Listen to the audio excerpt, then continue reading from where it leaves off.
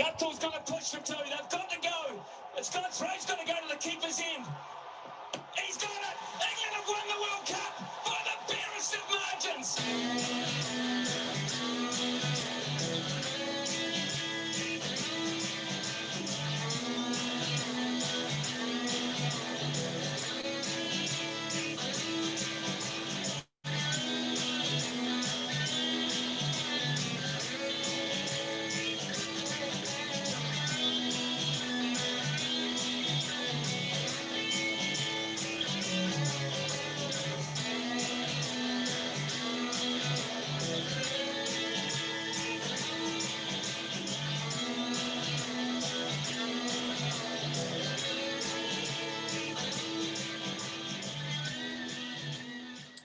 Welcome, everybody, and a special welcome to Jos Buttler, our special guest for tonight.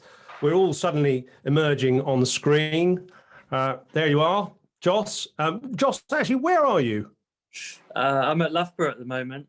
So we've had well, today and tomorrow morning is a little camp. They've got all the test group all together before we go to Sri Lanka. So a bit of cricket today.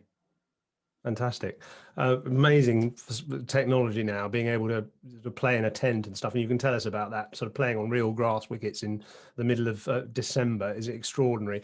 So welcome, everybody, to the club, to the world's best cricket club, the virtual cricket club that we've created over the last couple of months to raise money for the Professional Cricketers Trust.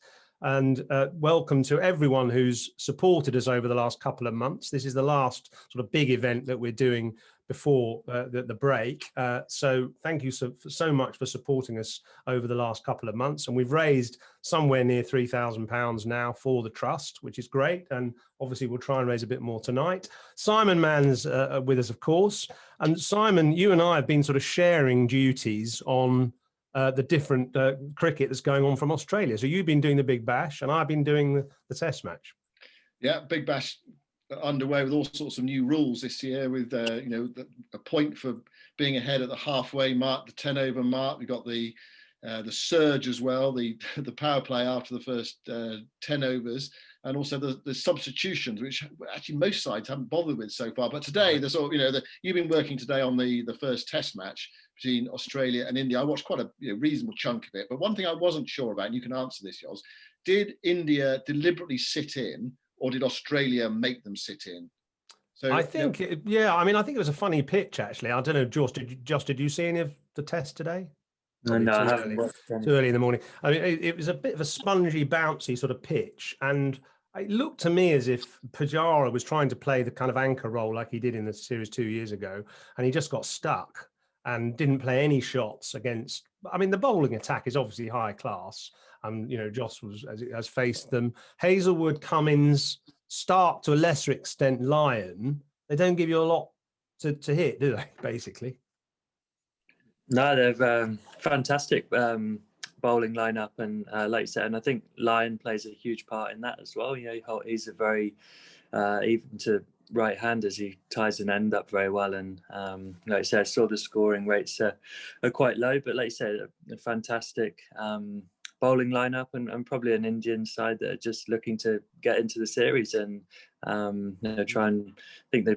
You know, by the end, well, when Kohli got run out, they'd sort of got themselves into a pretty good position, hadn't they? But of course, when you do score quite slowly, a couple of quick wickets does seem to turn things very quickly.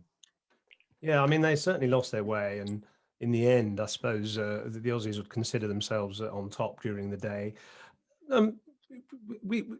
It's obviously, it's a duel at the top of the table between Australia and India as the two highest ranked sides in the World Test Championship. How much have players sort of looked at that championship? Has it been rather difficult with the situation you've had over the summer to really kind of focus on it as a sort of a matter of importance? Yeah, I think obviously with the everything that's happened in the summer, sort of that certainly loses a bit of focus. I can only sort of speak individually, but no, it's not something I've taken a huge interest in really. I obviously know where we are, and what's sort of going on, and really the only way you get into that top 2 is to win games and win series, and so that's sort of been the focus. I think it's a little bit of a confusing format with sort of different series being worth different amount of points, and 3-match or 2-match series can be worth the same as an Ashes series. So it's a little bit hard to follow, maybe. So maybe that's one reason why I've not sort of taken actually, too much interest. It's not only hard to follow, but at the moment, the team on top have actually got less points than the team in second place. So it's utterly confusing. Simon, can you fathom it? Well, it's one of those things where it sort of feels like a good idea, to try to make every test worth something, to have a test championship. But because of the fact that basically some countries can only play 2 test matches because of their financial situations, and England and Australia want to play the Ashes and they want to play India over 4 test matches, 5 test matches. That's why there's this sort of confusing points system. I hear the new chairman of the ICC said it needs a real looking at, and whether it'll continue or whether it'll continue in its present form remains to be seen after this summer. But I mean, they still think the final's going to go ahead this summer in England at Lord's in the middle of the summer. They do, yeah. And so as a result of that sort of duel at the top of the table there, if Australia win this series, there is talk that India will then have to win most of their remaining test matches to be in contention for that final, which means, of course, when they play England in February, March, they'll probably produce raging turners. Is that the chat amongst the England players? And are you playing? I mean, we've heard from sort of talking to Brody and people like that when you play at Loughborough in the tent, that you're playing on sort of practicing on specially dried out pitches. Yeah, I think as much as they can, they've tried to make the pitches be relevant. Certainly is spinning. I wouldn't say it's like a dry dust bowl. It's more of a wet Dust bowl. That's even worse. But it's like a real soft wicket that spins. Really, it's going to be so hard to recreate that. But it's fantastic for us to be able to practice on grass wickets in December. But I think turning up to places like Sri Lanka and India, it's really about reacting to what you get. I know certain times the pitches can be very flat, especially in the first half of the games, or like you say, that they can produce wickets that sort of turn from ball one. Look at the series last time in Sri Lanka, it's been dominated and seam barely played a part. But I think in India, especially now, they have a real battery of strong Indian pace bowlers as well. I think they fancy themselves on most surfaces. Give us an idea of what the tent's like, Jos. I mean, how big is it? How many pitches are there in this tent? There's three pitches in there. I imagine you could have a pretty good wedding in there. I reckon you could get a good bar in there and a dance floor. So yeah, it's outside the National Performance Centre at Loughborough on the pitch there. So yeah, there's 3 wickets, and they pump heaters in there, and they've got those lights and stuff to try and grow the grass and dry the wickets, etc. And yeah, it's for what it is, to be able to get on grass is a really pretty valuable for us. I think especially for guys who haven't been to the IPL and didn't do the ODIs in South Africa, to be able to get a full run up on grass, and especially for the seam bowlers to get their overs in, and I think without having sort of the opportunity to go on a warm weather camp or something like that, so I think it's been really valuable for those guys. And are all the pitches the same? Have you got 3 identical type of pitches, or are they all quite different? They looked pretty similar to me. It's the first time I've been here and played. Obviously, they're a bit slow for the seamers. They sort of stick in the wicket a bit, and they spun. So I think as much as they're probably not going to be perfect and like for like is what we'll find, but the opportunity to face bowlers on a grass wicket and for guys to get overs in and doing proper run-ups, I think has been really valuable. Have you actually sort of almost had your fill of cricket in a way, because not because you've played loads, but because you've been sort of I don't know, kind of imprisoned almost in various places? Do you almost feel like I'd just like to escape for a little bit, because you're your triple format, you're going out on the 2nd of January to play in the Sri Lanka tests. I mean, there's no respite. No, and I think one thing that cricket has become a bit more 24/7. I think with the lockdown stuff, so just being able to escape the hotel and go for dinner or go for a walk and get out and really escape. I think especially in England, just gone. Staying on the ground as well. Certainly. Made that escape a lot harder, and that's something I've always enjoyed. I enjoyed time away from the game as well, and like to turn up to games full of energy and fresh and excited to play. And so that's sort of been a bit harder to sort of leave the ground behind, especially in England. But as much as it is different, it's different for everyone, and you just want to play and be a part of these things. It's fantastic. In the IPL, Rajasthan looked after us brilliantly, and I could have my family there with me the whole time, which made a huge difference. And I think everyone's just sort of working their way through it. I think one thing the ECB has been really good about is player welfare, and I think they're very aware of mental health and trying to look after people and try and catch things early, as opposed to sort of leaving it too late for someone to then say, I'm really burnt out and I can't hack it in this environment. No, I think they've been really good at that and quite forward thinking, especially with this year coming up. There's a hell of a lot of cricket, and like you say, multi-format guys, your Ben Stokes, Jofra Archers, you have to be really careful how you manage them. Yeah, well, that's what our club is all about as well, of course, is sort of player welfare, the Professional Cricketers Trust, which is doing a great job. So thank you to everyone for the way you've supported us. And you mentioned the Rajasthan Royals. I hope you noticed my Rajasthan Royals top in honour of you. I wish I had Hughes on the back, but actually, I don't know if you can see this, but it's actually got Manoj on the back. I'll show you later.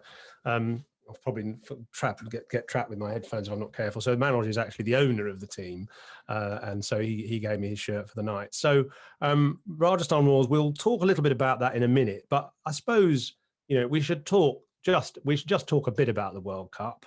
I know you've probably seen this countless times, but let's just watch the Super over again, just when England were bowling anyway. And perhaps it's fairly fast speed, but maybe you could just tell us what's going through your mind here. It's fairly kind of tightly clipped together, just to warn you. Okay. But here it is. Yeah, I think that ball I thought was a great Yorker. I think is hard done by. Perfect Yorker. They've got to get two. Desperate for a run out this one, but they're always going to get back. What are you thinking there? Oh shit! That's a great shot, wasn't it? This one I think does Roy in this field. Yeah, he fumbles it. Yeah. So I think it's starting to feel. I think now, especially it's one hit, so you're sort of quite nervous. But it wasn't until actually the last ball, knowing that they had to, tie was good enough for us. I actually had still had quite a lot of belief here. I think Jofra is such a superstar and has just risen to every occasion, and this was no different. And I actually had quite a lot of belief. If he gets a Yorker in here, we'd actually a great chance of affecting a run out. I remember Morgs moved one of the backward points across to mid wicket as well. Bairstow and Roy, wasn't it? Yeah, I think Ruti went on the ring at mid wicket as well. So if it just jammed it out, it would go straight to him and we'd be able to run him out. So yeah, I think we set a good field. I remember just thinking to myself, just do your job. If don't be the bloke to mess it up, and all of us will just do our job. Jofra will do his, and fingers crossed something amazing could happen. Okay, well let's just see it and then we'll watch it again. So there's Root that's at mid wicket.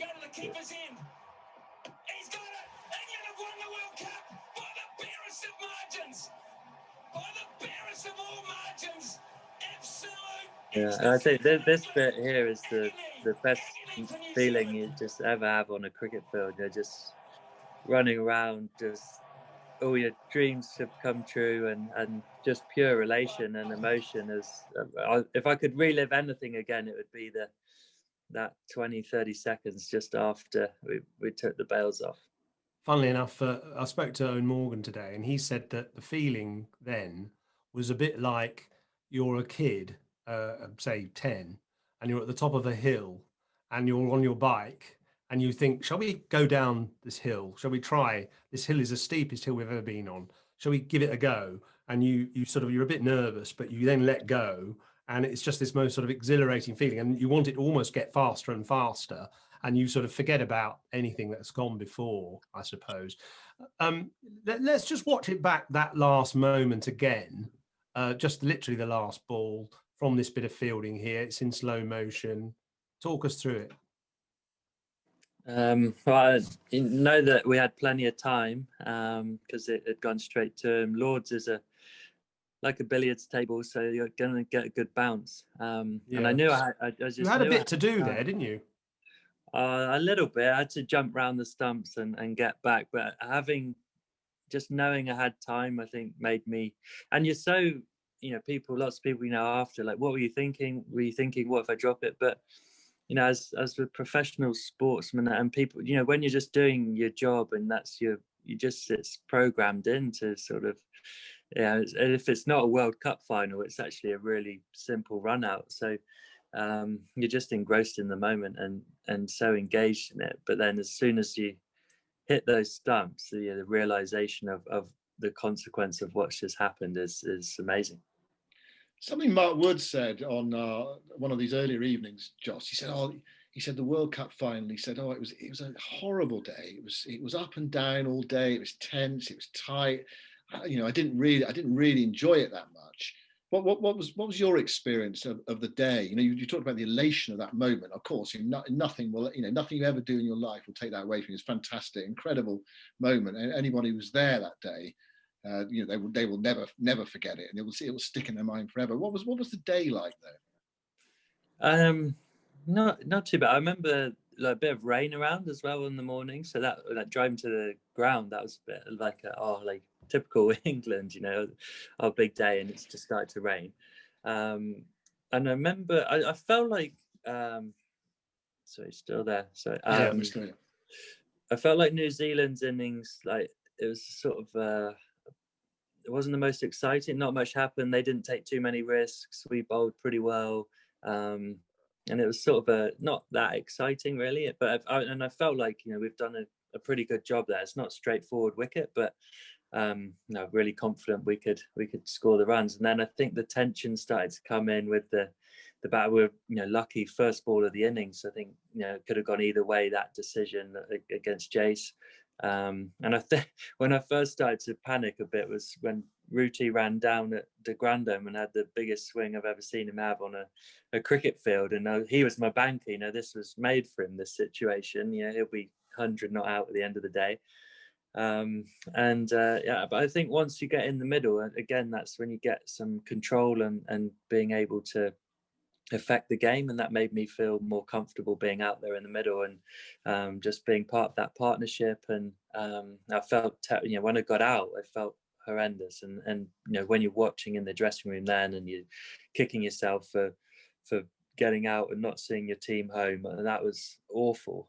And then when it was a super over, obviously it's carnage, but again, for me, that made me feel better again. It was like I can affect the game again. Like I've got another chance, which you never get in cricket. So that was actually really focused my mind, and I thought actually focused everyone really to sort of, okay, we've got a second chance, because it's certainly the way the game ebbed and flowed, we'd certainly had a few chances already. So I did manage to have some points where I really enjoyed it though. Batting with Stokesy, I think the runs needed went from sort of triple figures down to double figures, and we'd run 2 or 3 twos in an over, and the crowd started to get going, and there was some belief, and it was so special just in the middle with Ben, and we just sort of looked at each other like, how good is this? Like, this is so cool. And we were just, and that was nice to have like a bit of a moment in the game where you sort of take it all in. and appreciate what's happening, and then sort of straight back to, okay, concentrate again, like got a job to do. But that was a really clear memory of both of ours, that we actually did take it in.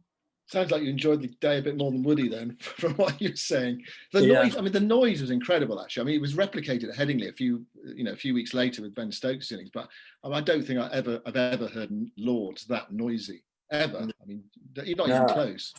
Yeah, Lords is always somewhere sort of has a bit of a hum, doesn't it? And never quite gets to that level. But there's this sort of goodwill and the crowd really pushing everyone on and willing the ball towards the rope or over the rope. And after playing a World Cup final at Lords and it being that kind of game is it's goosebump kind of stuff. Is just remarkable game of cricket. How many times have you watched it?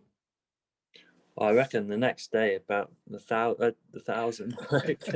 Watched it to the Titanic music and all sorts. So I watched it lots. And actually in the lockdown, that Sky did like a rerun, and everyone sort of sat and watched it, and a bit of a watch along thing. And that was the first time I'd actually watched the whole game. So and it's funny. Sometimes on TV it's different to how you remember it in the middle. So sometimes it's actually not as good to watch it back, because you sort of forget what it looked like through your own eyes.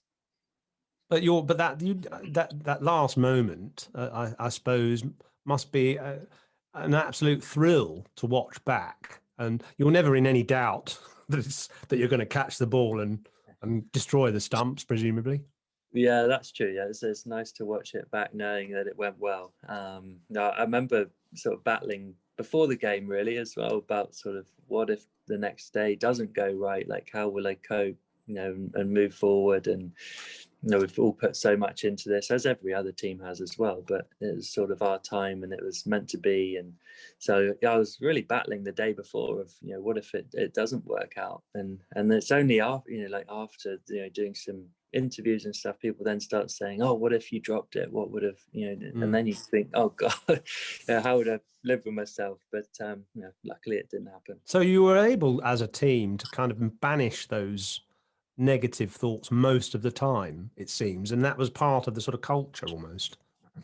Yeah, absolutely. And I think there's some people in the team at the moment, they've sort of come into that fearless team that's been doing well, and they don't know any different, a lot of guys. And I think we had a really good team meeting at Edgbaston before the India game. We just lost a couple of games, and we had to win every game to go through.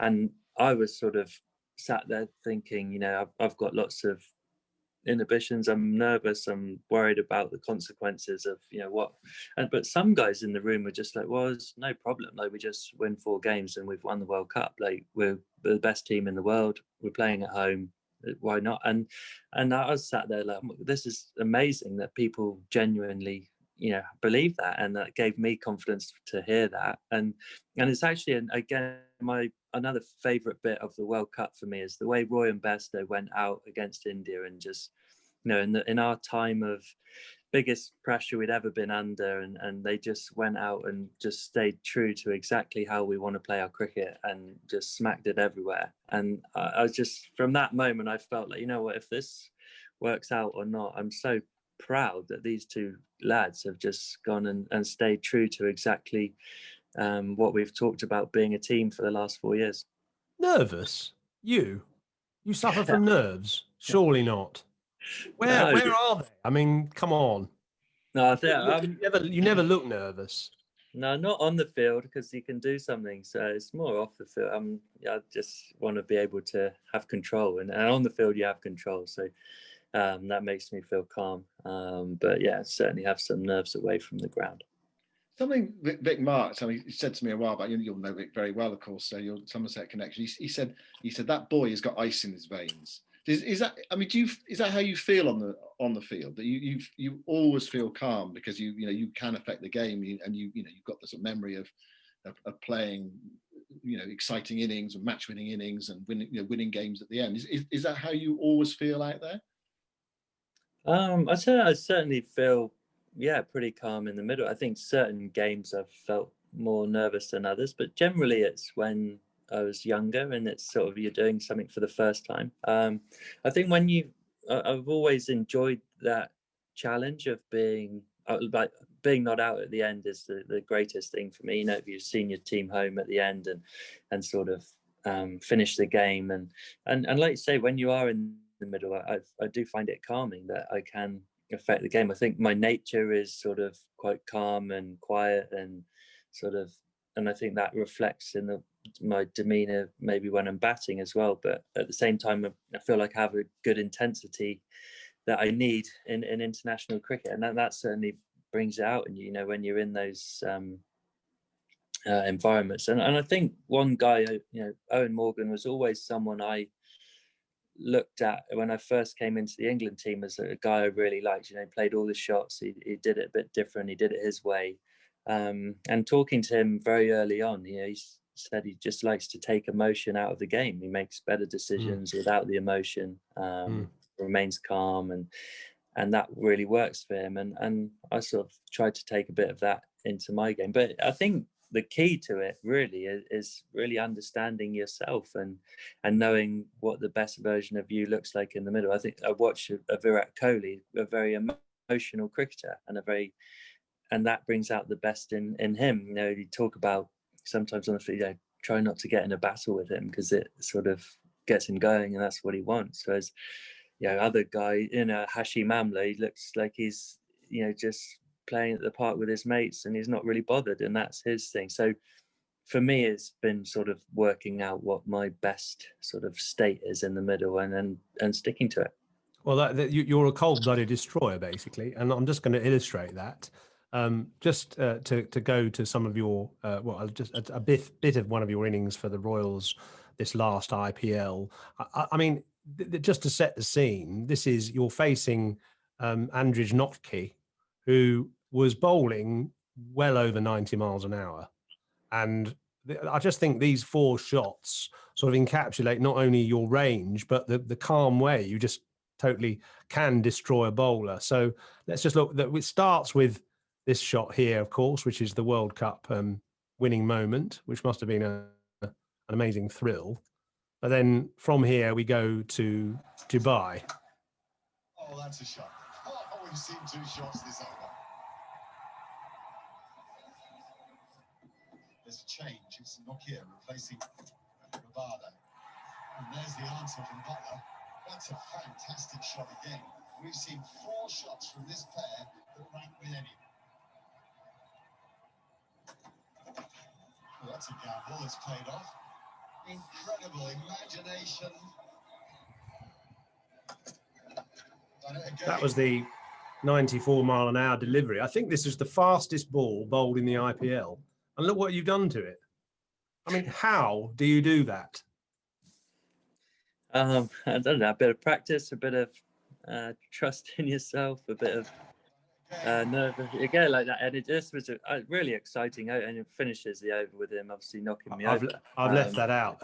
Thank you very much. But, yeah, I mean, you get the incredible positions you get into. That is a 96 mile an hour delivery, which you're facing front on. I mean, what's the process there? I mean, firstly, it's premeditated, presumably. Yeah, absolutely premeditated. And I don't know, it's obviously a culmination of years of practice and trust. And as simple as you can make the game really is to try and hit the ball where the fielders aren't. And he had fine leg in the circle. And with his pace, you know, someone who, you know, you look at the way he bowls, he's quite a skiddy, fast bowler, generally bowls quite full, which are sort of obviously bowling extra fast here. But yeah, his style of ball I thought he was going to bowl is well suited to the shot. So it's just sort of, you know, I wasn't aware of how fast he was bowling really. You just sort of know it's rapid and but it suits the shot, and it made sense at the time to play the shot. So that's sort of the thought process that goes into it. You talked about the premeditation, Jos. I mean, just give people an insight. As a batsman standing there, do you think you have a pretty good idea where he's going to bowl because of the field and perhaps what's come before it, and I don't know, even a cue from the way he runs in or the way, you know, are you sort of 80% certain, 90% certain of the sort of delivery you're going to receive, so you can play the shot? Yeah, it's sort of a educated gamble, really, isn't it? He's sort of sometimes you feel like the odds are generally going to be in your favour for the way he set his field, the way he generally bowls, or this will change for different bowlers, and you sort of sometimes get a bit of a feel that you think they're going to bowl a certain delivery. So you sort of factor all that in and then sort of make a decision as to what you're going to play or what you're going to look to do. And to do the ramp shot, I sort of, before the bowlers turned round, I sort of say to myself, am I 100% in? And if the answer's ever no, then I back out and don't go for it. Whereas if it's that's because without the commitment to do it, you'll never execute the shot, I don't think. I'm fascinated when you talked about practice. How much did you practice it before you put it into practice in a game? Can you remember back to the first time you used it, and how much was there a thought process of, oh gosh, this looks like a risky shot. If I get out to it, then people might say this, that, and the other.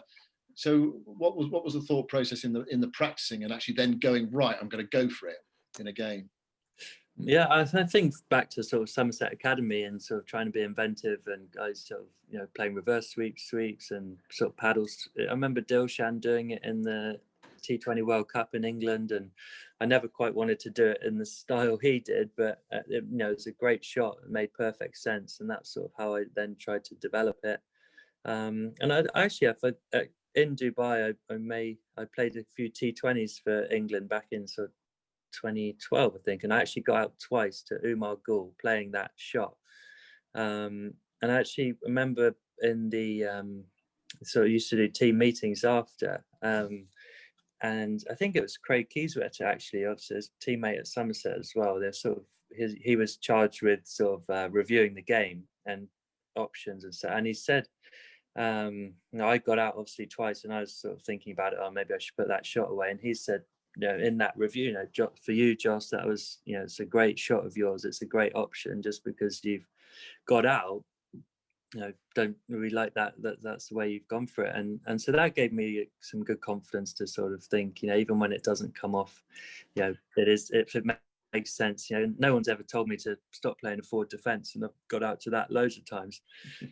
So you sort of make peace with it, and it's okay, and having trust there. And now it's become such commonplace of T20 cricket, hasn't it, that you don't really criticize people too much when they go for it. But I think I practiced it a lot as a youngster. I don't do it as much now as I would do in the nets. I sort of now practice it in a very controlled environment with someone just throwing me balls, just to sort of get the muscle memory going.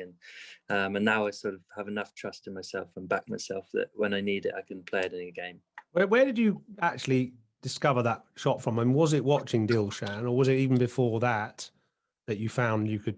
Where did that shot actually come from originally?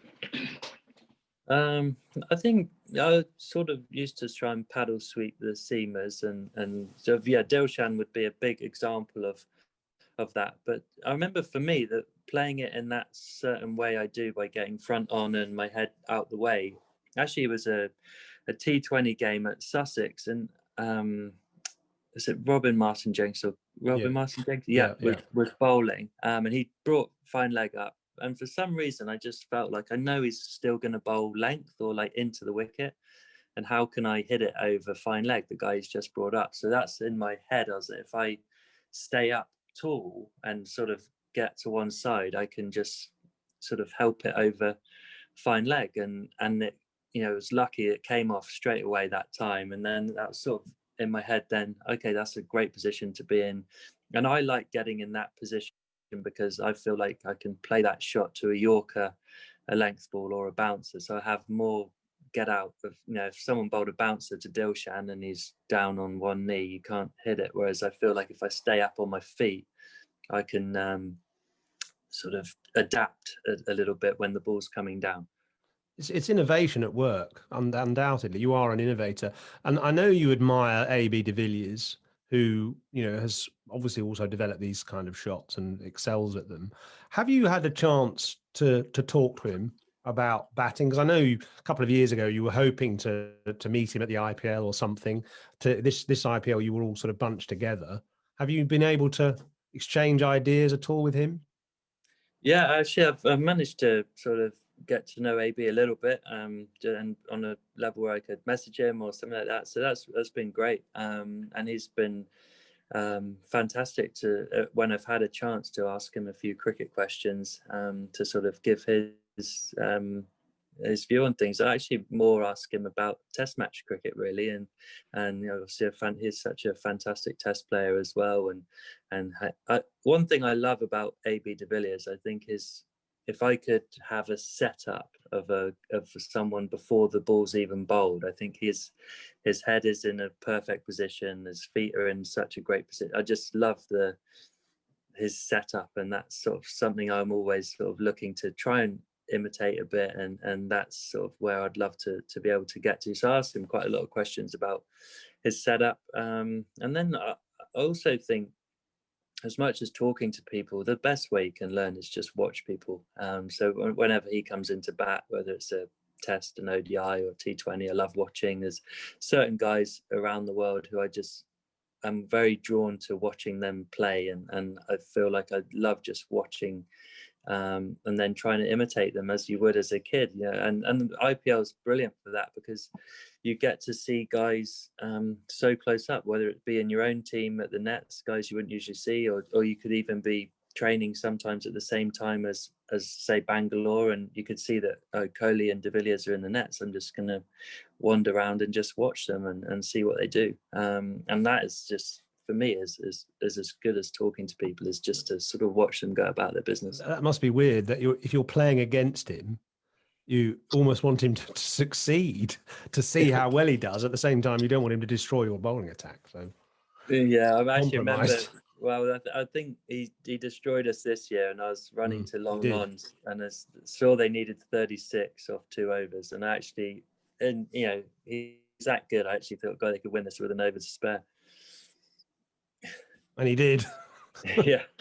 Unad Cat felt the weight of his play. Yes. Simon, should we go to the members' questions, or have you got an ad? Do you want to add another one? No. Are we going to get people on screen, or? Yeah, we are. Well, if we sort of say Jacob, Annie Chave, and Ian Wigston have all got questions where they want to ask on the screen. So if you could get ready with those. Jacob, are you ready? I think Jacob's a bit of a fan of you, Jos, actually, not surprisingly. So, Norts, can you get Jacob on the screen if he's there to ask his question? Hi.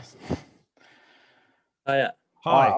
I just wanted to ask, I remember when you were called to the Test team, and it's at school. I got my phone confiscated for checking, but do you think you're more suited to batting at 6? Because I feel you're slightly harshly treated in the press, because obviously you're such a great white ball batsman. Actually, when you watch Kev, your best innings in Test cricket, and a lot of Test matches have been quite rearguard innings, do you feel like you lack credit for some of those? Because I do anyway, and I'm a big fan. So, good question. I actually think, for me, realizing in Test cricket that I can bat for time and trust my defence is generally when I've done my best in Test matches. And so I think, because a lot of people see the way I play in white ball cricket, and then if when I've had my struggles in Test matches, it's I think very easy thing to say, oh, you should be positive and play the way you do in a one-day game. But I've never quite seen the game like that, and I've never felt that that's when I've played my best in Test cricket. So I think you're spot on. It's a good reminder, really, to myself that when I have had success, it's generally I've been able to bat periods of time, and that's really important to be able to do in Test cricket. And when I've sort of really stuck to me believing that in myself and not trying to please others or try and play in a certain way that others perceive I should do, is when I've played my best, and that's been really pleasing to know that is how I've had my success. And I think thanks actually, because looking ahead to Test cricket, it's great to again remind myself that that's when I've had some of my best innings. What Jacob? What's your favourite Buttler innings? Yeah, probably a Test innings.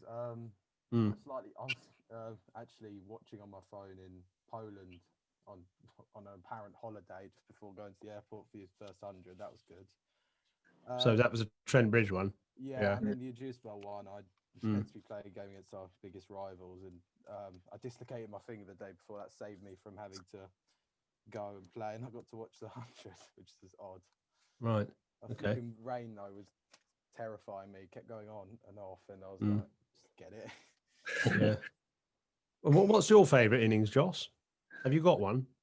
One that you sort of you felt well constructed. I know Simon Mann's got you got your favourite, Simon, haven't you? Well, I remember one that really sticks. I mean, obviously the Blitzkrieg innings, but the Old Trafford 100 against Australia on that broiling hot day, when England won the One Day International by 1 wicket, and it was quite a low scoring game. To get 100 in those circumstances, batting with a tail, that's an innings that really stands out. I don't know whether that is up there for you or not, or whether you actually just enjoy smashing it. No, I think that one is well up there for me, especially to beat Australia and 5-0 in that.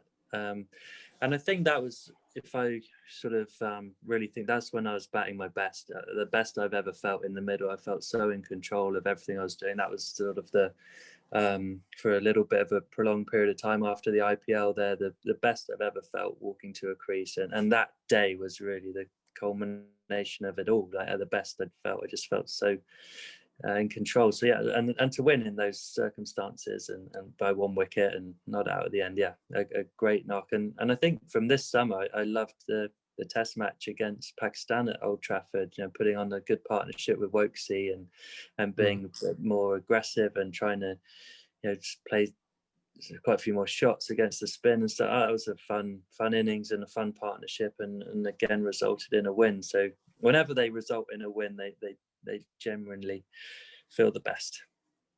Annie Chave has a sort of connected question. Annie, are you there? I think you might be. I am here. I am. Hi, here, Annie. yeah. She's a confirmed Somerset addict, Jos.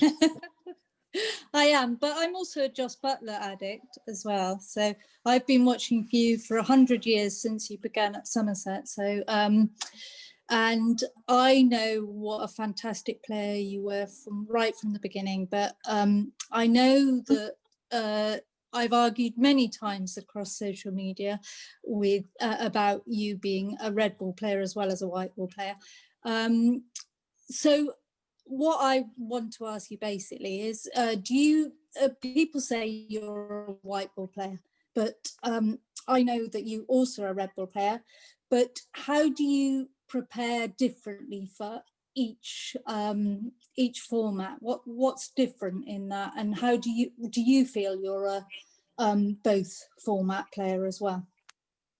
Yeah, obviously the ambition is to play all formats and try and become the best player I can be. That's sort of my goal, is to fulfill my potential, and I certainly feel like I have lots of potential in the red ball game as well. So and I think going to sort of how you judge the two and how I prepare, I think having strong basics that serve you well across all the, being in a good position with a still head and sort of level eyes will serve you well against all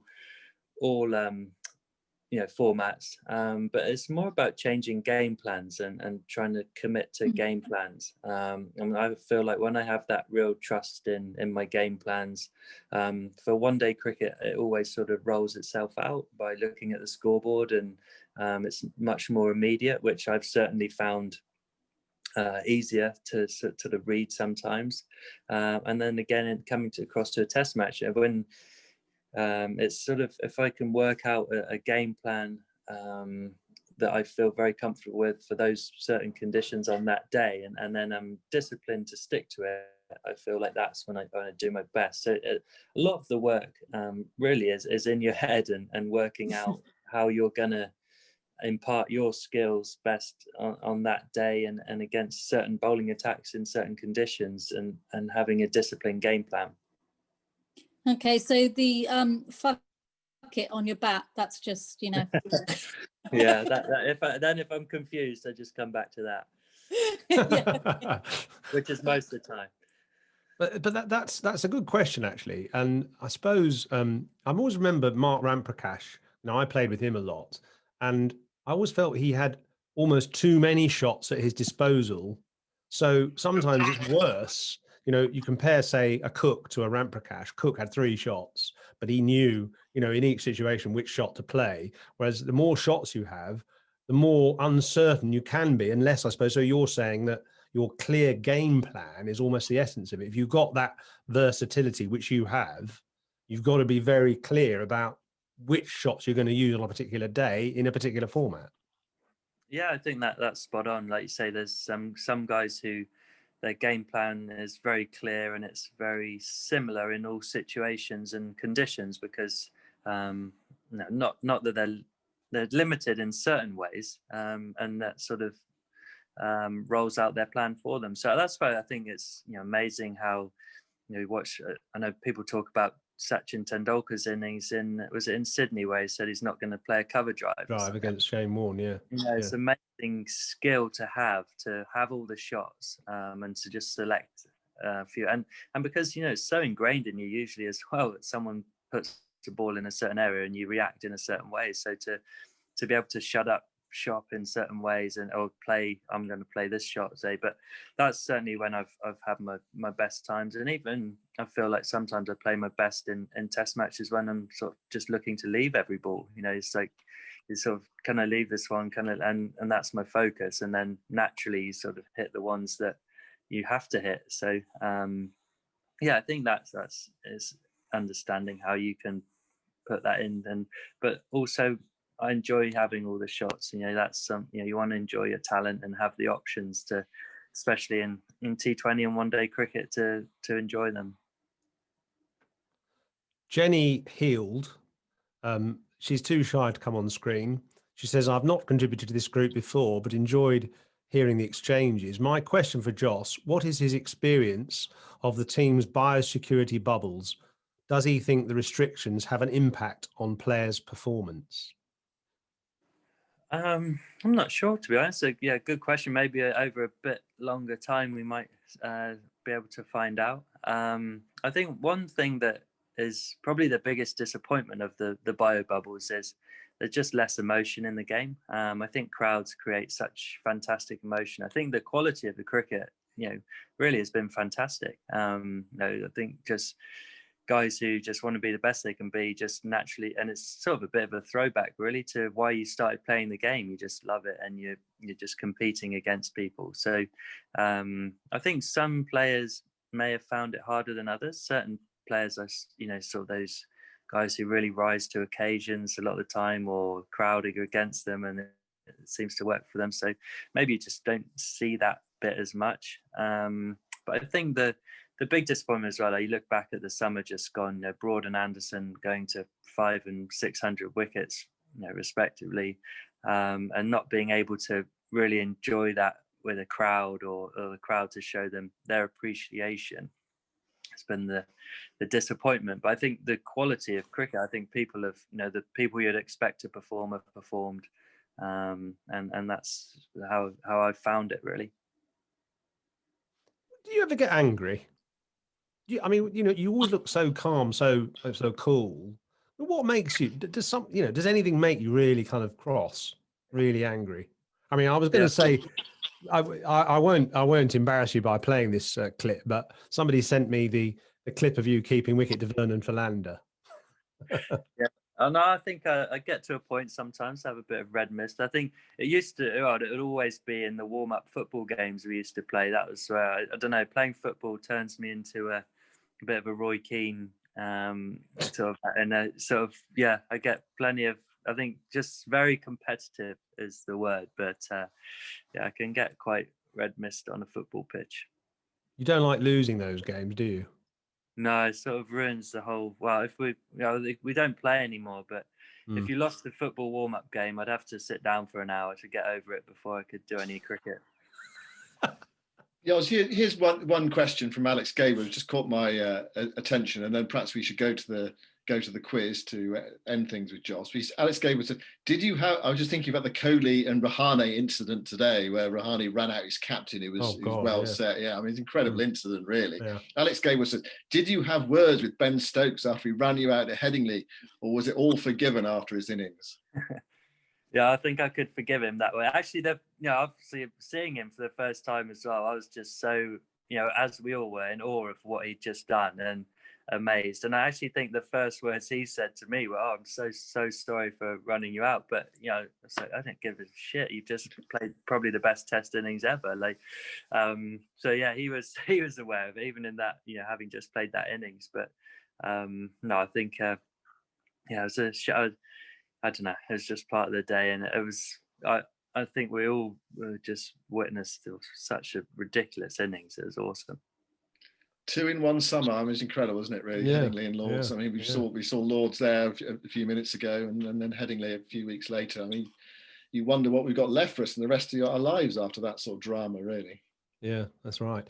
Let's get Ian Wigston on, because I think your question is quite interesting. So we've talked a lot about we've talked a fair bit about batting, but Ian, your question is more about wicket keeping. Are you there, Ian? Or have you gone off somewhere? Yeah, he's here. Good. Okay, Ian, can you remember your question about baseball? Yeah, Jos, great to have you with us. Jos, in baseball, the catcher signals to the pitcher to influence the type of pitch to deliver, a fastball, slider, or whatever. Given England's recent experiment with coaches signalling to the captain, and also the development of T20 in the States, how would you view the prospect of the wicketkeeper, your role evolving so that you're responsible for telling the bowler what sort of ball to bowl? Yeah, I think it's a great question. I think it probably happens a little bit already.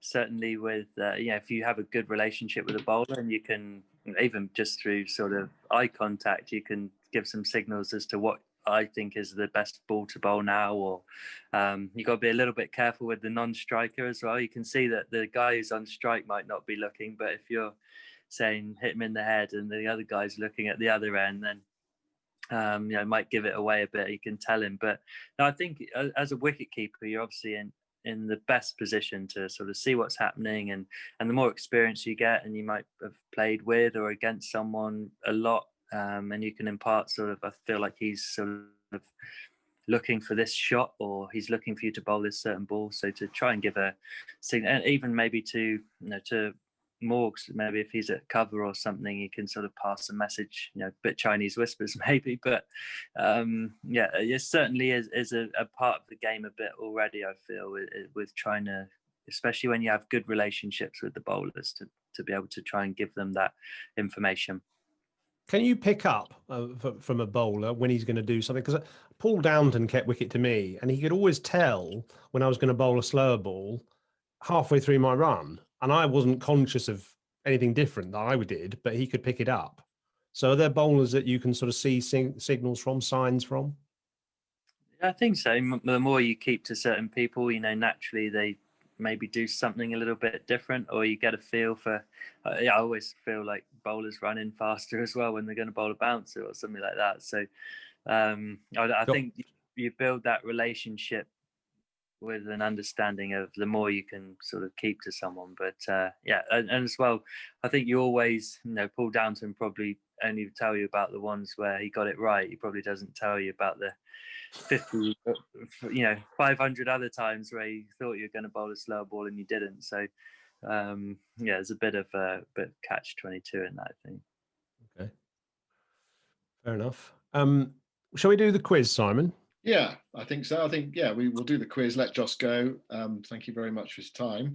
The rules of the quiz are very straightforward. There are 10 questions. We have a leaderboard, Jos. Actually, I don't know if I can find it. Can I? Well, I can remember it. I can remember who's at the top of it. Anyway, still Jack Leach and Sophie Eccleston with 8 out of 10. And at the bottom of the leaderboard is Alistair Cook. I think he managed 4 out of 10. There are a few on 7, and who was it last week that went to 7.5? Isha went to 7.5 last week. So that's you said you're very competitive, Jos. You've got to get 9 to go into the lead, 8 to tie for second place, and perhaps we should go with it. Jos. I'm just gonna show you the leaderboard actually. Okay. So there's this actually is not updated because Isha should be in 7.5 there, but I can't find the most recent one. But so Isha's at 7.5, and then you've got the rest of the lads below. So 8 to beat, right? Question 4. Yeah. Okay. Yeah, Right. let's go. So this starts with a little bit of music. So get into the mood.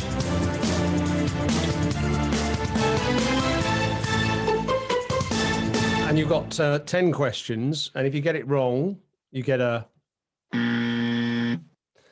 And this is very appropriate, actually. If you get it right, you get a. He's got it! Which, of course, is very appropriate for you because it's Ian Smith talking about the moment when you whip the bails off. So you got 10 questions. Let's see how you do. Simon, do you want to start? Yeah, and the theme of the quiz, Jos, is how well do you know yourself? So these are all questions that relate to you. So Okay. I don't know whether you're a stats aficionado or you know in detail about your career, but we're about to find out. Okay, question number 1 then. You've scored 3 of England's 5 fastest one-day hundreds, including the fastest. How many balls did that fastest ODI 100 take? 46. He's got it! He knows that was a half volley through the covers, wasn't it? I mean, that was too easy. Okay, right, 1 out of 1. You've been dismissed 75 times in Test cricket. Name either of the 2 bowlers who've got you out most often.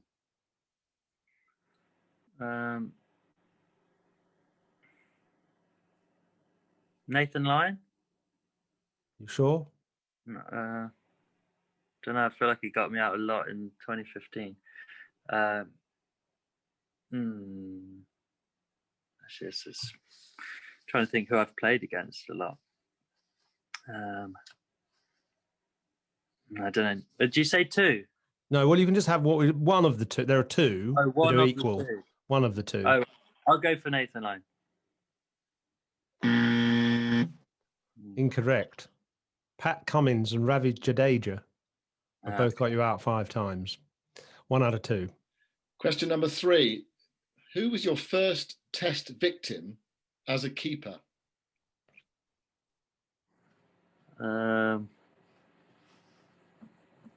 It was in your first Test, just to give you a clue.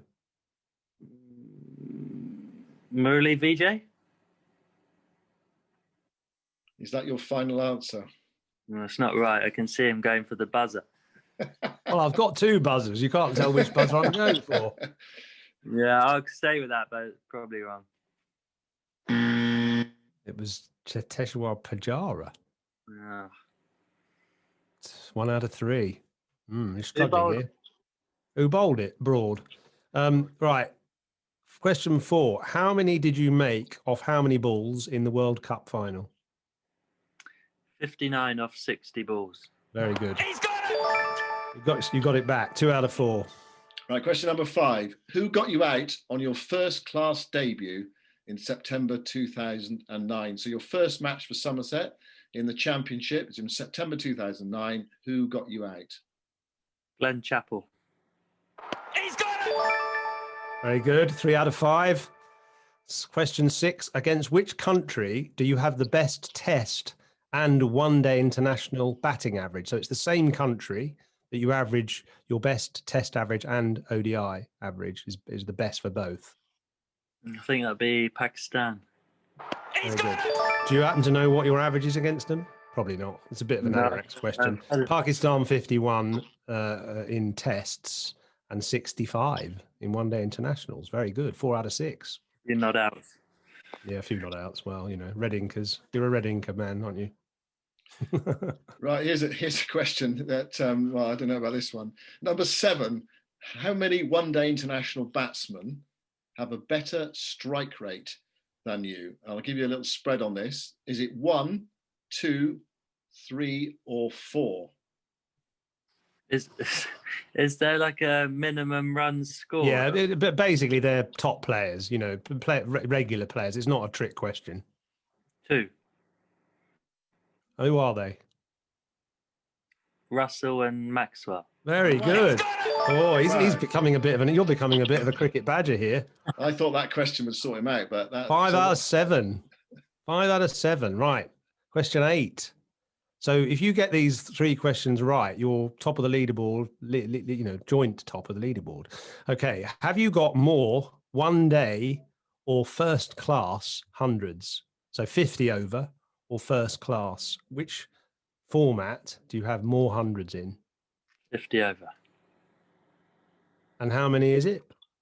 Wait, international or ODIs or first class? ODIs, I think 9. He's got it! Very good. And how many first class? 6 or 7, maybe. Yeah, okay, very good. 7. Very good. I'll give you that. Okay, fine. 6 out of 8. Very good. Very good indeed. Here we go. 6 out of 8 then. Right. This might challenge you, these last 2. Question number 9. Then, well, you might have a dispute on this one, but what did your parents get most annoyed about at home when you were young that's relating to sport? Either be breaking the greenhouse windows or flat. I'd go for greenhouse windows. Very good. You got both, in fact. That's correct. Well, I mean, you don't get any extra marks, though, because you're just showing off. So that's 7 out of 9. Right. Okay. I thought this was quite a hard quiz, actually. I have to say, I thought this was quite hard. It's quite hard. Yeah. I mean, Cookie was useless. The only ones he could get were about sheep. Right. Last question. What do the England players find most irritating about you?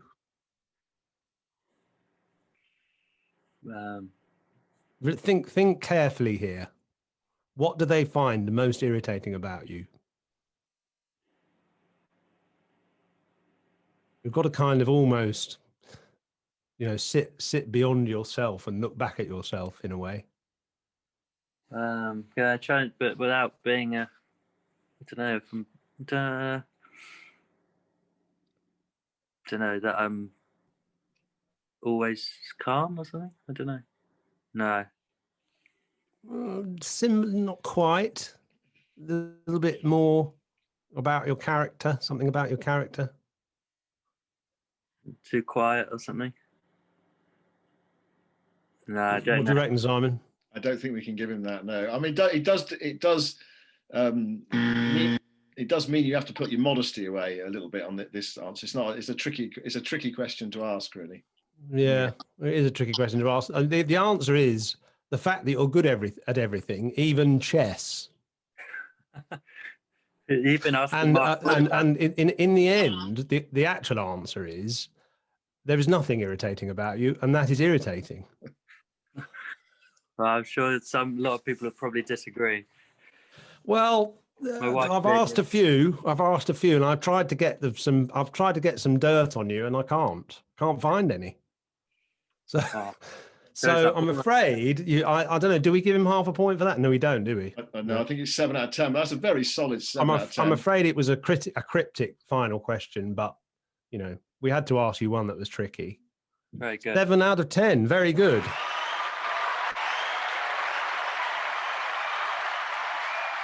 So you're sort of third in the leaderboard. I'm afraid you're behind Isha and Sophie and Jack Leach. Yeah, no, I'll take that. Okay.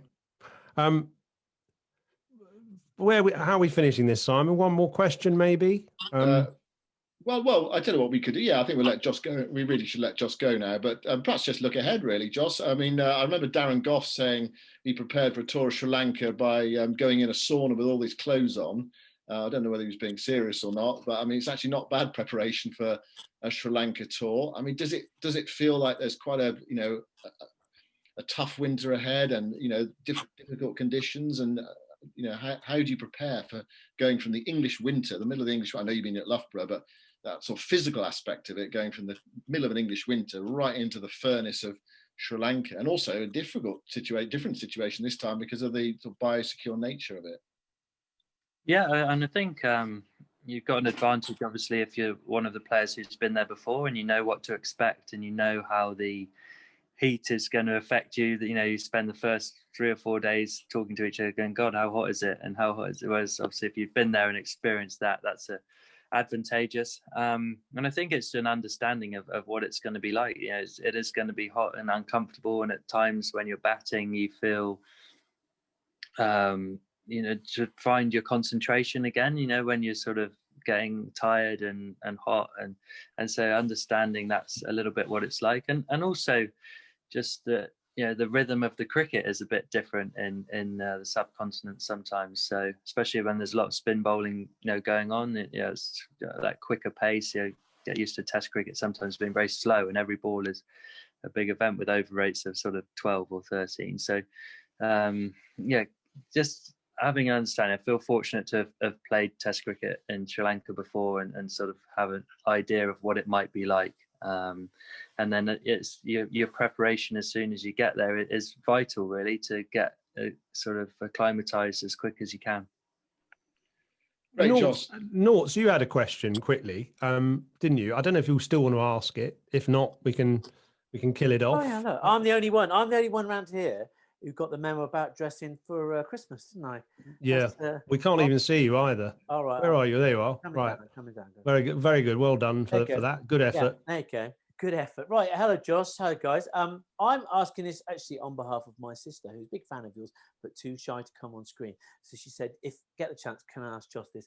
Basically, in your work as an elite cricket sportsman, flying the world with England, playing with Rajasthan and other franchises, when it comes to like lunch and tea and stuff like that, are you always at the kind of command of the nutritionist telling you what you got to eat and how many grams of protein, etc.? Or if there's a really tasty bun on the table, do you ever get a chance to take it and have no admonishment from them? Yeah, absolutely. You sort of you can eat what you want as long as you can, you know, you can hit the fitness test. So yeah, I think you'd be surprised really what some cricketers' diets are like. So, you know, certainly enjoy a treat every now and again, especially if you've had a long day in the field, you need something to pick you up. Long live the cake. Right, there you go. But your fitness levels are amazing. I mean, you managed to. You and Stokes have sort of egged each other on, have you? Is that fair? A little bit. I think it was for me a few years ago, just again sort of trying to be the best you can be, and sort of a realization. Actually, a good chat with the strength and conditioning coach of England, Phil Scott, and he was very honest with me really, and said, "You're a good athlete, but you're nowhere near what you could be if you train properly." And so yeah, I think ever since then I've tried to train better. And what helps, I think, is when you get a correlation between, you know, you're training well and you start to play well, you sort of put the two together a bit, and you think, you know, you really believe that your training is having a great effect on your playing. So yeah, I think the whole squad has moved on a lot. You know, we're all a lot fitter than we all used to be, a lot more athletic, and that's been serving us well. Well, you've been tremendously successful. So this is the prize for tonight, a signed version of this. I have got a signed version, but if I can't find it, I'll come over and get you to sign it before you head off. So this, of course, is the Cricketer magazine front cover from July 2019 after England won. And this is, I mean, it's a great moment, this, isn't it? You flung your gloves away, actually, hadn't you? I did, yeah. But luckily someone gave them back to me at the end, so I've got them back. And you keep them, is that your sort of prized possession, or are you one day going to auction those off? No, I don't know really. What they're just sadly in a bag at the bottom of a cupboard somewhere at the minute. So maybe one day if I can change one of the rooms in a house to a sports room, and they could go in there. Now we're going to give this away. I asked you to come up with a question. Just thought of a good question, actually. Have you? Great. Okay. So before you ask it, I think everybody in this club knows the rules here. So fingers on your keyboards in the chat room. The first person to get either close to or the actual answer. I need to work out the answer as well. You need to work the answer out. Okay. I'll give you 5 seconds then. What have you got to add it up then? Yeah. Okay, let's go for it. Okay, what's the question? How many super overs have I been involved in? Right. Okay. Oh. There's a lot of people saying, "Blimey, how the hell are we gonna decipher this?" Right. So if we go back to the top, okay, stop. Don't put any more in for a minute. I can't even read them. We got a 5, a 3, a 4, 5, 3, 4, 3, 4, 2, Okay. 5, 7. People have a bit of hedging going on here. 7, Right, 8, everybody. 6, 19, 5. Lots of low 3s, 4s, things like that. So we're going to go for the first person that's got the right answer. And the right answer is? I think it's 4. So Right. And that is, where is De Silva to everyone? What the hell is that? No, sorry. Richard Shelley, is it? Or I can't actually, is that, where is De Silva to everyone? 8:13 p.m. Is that the answer there? It's me here. It's Noughts here. I think you'll find that's KG Camus going by a different name. Okay, right. Okay, well, there we go. Cool. That's our fan from America. So great. Okay, KG Keith Johnson, that is. Okay, he's got it right. What were they then, the super overs? Obviously the World Cup final. yes, so Somerset and Hampshire in 2011 or 12.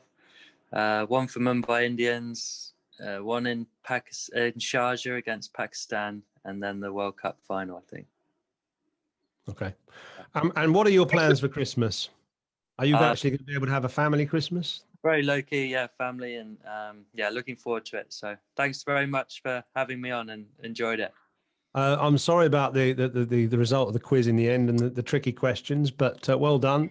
Very manful attempt. And please don't spend an hour getting over the fact that you're not top. Okay.